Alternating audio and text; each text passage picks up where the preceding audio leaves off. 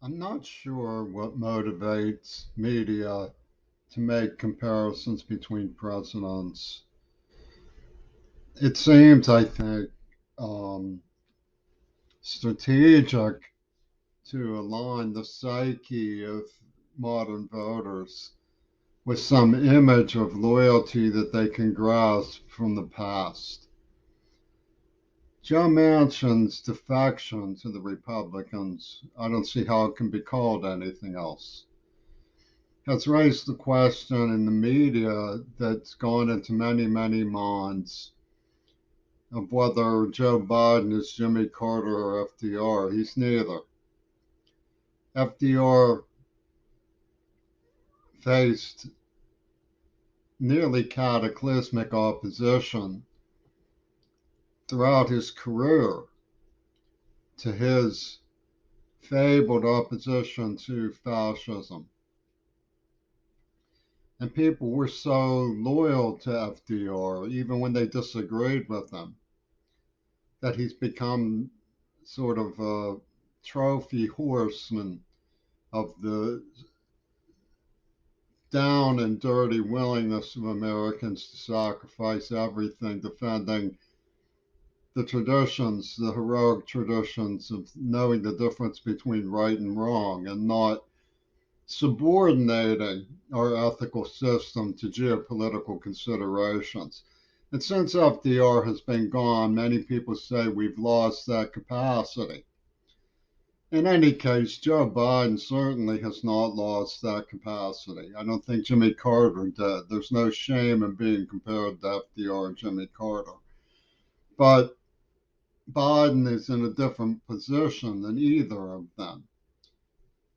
There were always people who opposed FDR's opposition to Nazi Germany, and had it not been for Pearl Harbor, they were in a position to stop us or try to stop us from aiding the British, who in those days were considered our friends. Well, in the geopolitical landscape, my points of view are not necessarily taken into consideration by anybody.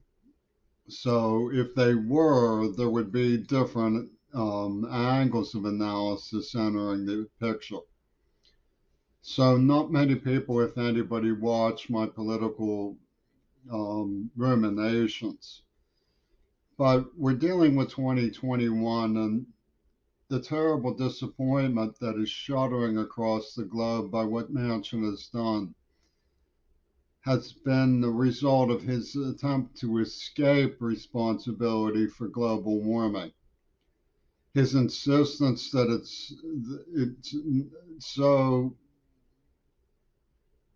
uncertain what's going on that he doesn't even have to name it as something to be dismissed. He just doesn't say anything about it, which is one reason I think why some of the senators want to see him forced to vote against this bill in Congress, bring it to a head, make him address openly his scorn for the concerns of the world considering climate change, because whatever else might be questionable about the bill, we need this bill to go after fossil fuel dangers, in which he refuses to admit. He's making tons of money from fossil fuels. It's come out, and he wants to keep offshore. Where's the rainy day savings that he's putting away for the future? He just wants to gobble.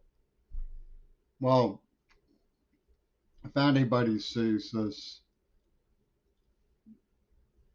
I live sharing concern in a nation and a world who's deeply disappointed in Joe Manchin. His grandstanding serves no purpose politically in any way whatsoever, either to himself or to anybody else.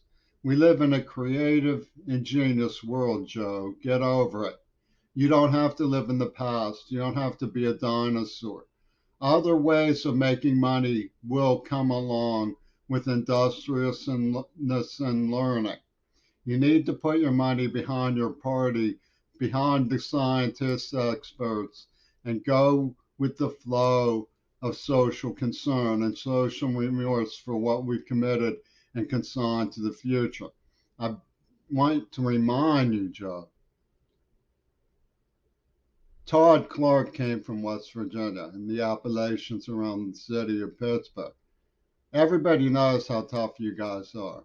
But it's time to stop saying tough luck to people who are more unfortunate than you and do something to prevent a global catastrophe before it's too late. We're disappointed, Joe, for good reasons. I just thought I'd remind you what they are.